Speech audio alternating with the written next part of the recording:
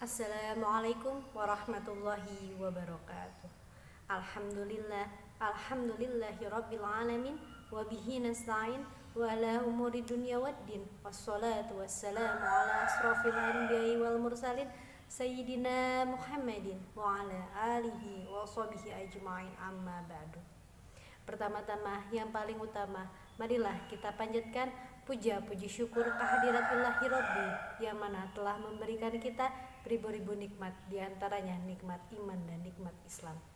Sholawat dan salam tak lupa kita curah limpahkan kepada junjungan Nabi besar kita, yakni Nabi Muhammad Sallallahu Alaihi Wasallam, kepada keluarganya, kepada sahabatnya, kepada tabiin tabiatnya, dan kepada kita selaku umatnya hingga akhir zaman nanti. Amin Allahumma amin. Baik, izin memperkenalkan diri, nama saya Erni Herawati dengan NIM 201221200, kelas BKI 3F. Di sini saya akan menyampaikan khutbah yang berjudul Terapi Sholat Berjamaah untuk Meningkatkan Kedisiplinan Seorang Santriwati di Pondok Pesantren. Yang dimaksud dengan kedisiplinan di sini yaitu disiplin dalam segala hal, disiplin menaati peraturan yang berlaku di pondok pesantren. Kehidupan di pondok pesantren merupakan hal yang tidak mudah dilalui dengan peraturan-peraturan yang harus dijalani. Di pondok pesantren, kehidupan sosial tidak semua orang bisa menjalaninya. Hanya orang-orang pilihanlah yang bisa nyaman mengabadikan dirinya, sehingga menjadikan keselarasan dengan peraturan yang sudah berlaku. Dengan adanya tata tertib membuat kita menjadi disiplin. Hukum sholat berjamaah adalah sunnah muakkadah, yaitu sunnah yang dianjurkan adalah di bawah tingkatan wajib dan di atas tingkatan sunnah.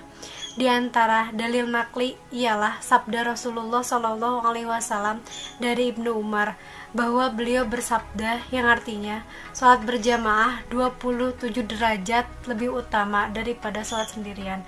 Hadis riwayat Bukhari, Muslim, Malik, Tirmizi, dan An-Nasai. Sholat dalam ajaran Islam bukanlah hanya menjadi formalitas ritual saja, akan tetapi suatu mekanisme yang tepat serta positif dalam membina kepribadian seorang muslim. Sholat menjadi rukun-rukun dan syarat sahnya yang khusus dan memiliki target kejiwaan yang harus dicapai, seperti niat yang ikhlas serta tawakal dan khusyuk, yang dapat melahirkan pribadi yang istiqomah dan mutmainnah, yaitu jiwa yang tenang, yang merupakan kehidupan rohaniah yang diperlukan dalam hidupnya. Nilai-nilai yang dapat berkembang dalam diri pribadi yaitu yang pertama, sholat mewujudkan kesucian lahiriah dan robaniyah serta ketentraman. Yang selanjutnya, sholat menimbulkan keyakinan dan kekuatan jiwa. Sholat bukan saja membawa ketenangan hati dan ketentraman jiwa, tetapi juga menimbulkan keyakinan dan kekuatan jiwa. Selanjutnya, sholat menumbuhkan keteguhan hati dan ketetapan pendirian. Kemanusiaan, fitrah manusia adalah suci, sedangkan jiwa manusia itu sendiri yaitu lemah. Sholat membina kejujuran, keikhlasan, dan kepatuhan. Kejujuran, keikhlasan, kepatuhan kepada kebenaran adalah sifat yang diperlukan manusia sebagai makhluk masyarakat. Selanjutnya yaitu menciptakan manusia yang baik itu adalah sulit dan sukar, walaupun para ahli pendidikan dan ahli moralitas telah mencari berbagai cara, tetapi umumnya mereka gagal dalam penciptaan manusia yang baik, karena mekanisme ruhaniah dengan penguasa ruh dan mental.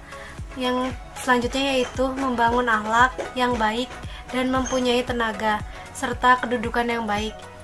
Jiwa akhlak dalam Islam tidak saja harus suci, tetapi juga mempunyai tenaga dan pengaruh menyucikan.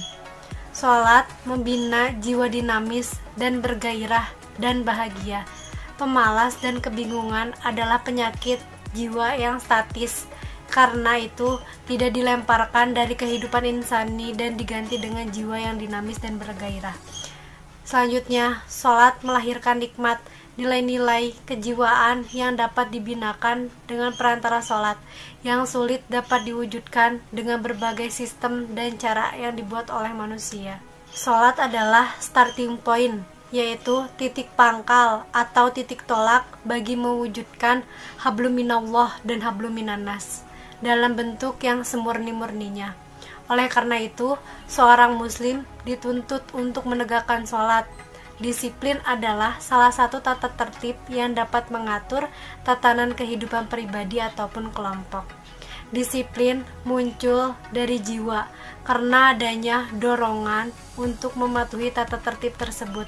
Dengan disiplin, maka itulah orang yang pada dirinya akan timbul sifat teguh dalam berprinsip, tekun dalam usaha, dan pantang menyerah dalam kebenaran. Disiplin adalah kunci kebahagiaan. Dengan disiplin, ketenangan hidup akan tercapai. Setiap santri diwajibkan mengikuti peraturan dan ketentuan serta kegiatan-kegiatan yang sudah ditetapkan. Kegiatan yang wajib diikuti antara lain yaitu sholat berjamaah, mulai dari zuhur, asar, maghrib, isya, serta subuh. Mengaji kitab setelah asar dan setelah isya. Mengaji Al-Quran setelah subuh dan setelah zuhur. Sholat sunnah seperti sholat sunnah tahajud, duha, rawatib, dan lain-lain. Di antara manfaat sholat berjamaah adalah untuk belajar disiplin dan mengendalikan jiwa. Caranya adalah dengan selalu mengikuti imam dalam semua takbir atau gerakannya dalam sholat, dan tidak mendahuluinya, tidak memperlambat diri darinya, bersamaan dengannya, atau berlomba-lomba dengannya. Rasulullah Shallallahu Alaihi Wasallam telah menegaskan perkara ini dengan sabdanya, sesungguhnya imam itu dijadikan untuk diikuti, maka janganlah kalian menyelisihinya. Jika ia takbir, maka takbirlah. Jika ia ruku, maka ucapkanlah sami Allahu liman hamidah. Maka ucapkanlah Rabbana lakal hamdu. Jika ia sujud, maka sujudlah. Dan jika ia sholat sambil duduk, maka sholatlah sambil duduk pula seluruhnya. Hadis riwayat muttafaqun alaih. Maksudnya di sini adalah jika ia duduk di antara dua sujud, maka duduk di antara dua sujudlah. Selain melatih sikap disiplin, sahabat jamaah juga bisa menumbuhkan khasiat dalam berpikir positif. Sebab orang yang sering berjamaah akan merasa bahwa dia hidup di dunia ini tidak sendirian, tetapi masih ada orang lain yang bisa diajak untuk mengatasi setiap permasalahan yang datang. Bahkan, cara seperti ini merupakan salah satu untuk menghilangkan cemas atau kecemasan. Ketika sholat berjamaah, kita bisa dikatakan bahwa tidak ada jarak personal antara jamaah yang satu dengan jamaah yang lainnya. Sebab saat para jamaah itu sholat berjamaah, mereka harus rapat dan meluruskan barisannya demi keutamaan sholat. Mungkin cukup sekian yang bisa saya sampaikan, kurang lebihnya mohon dimaafkan.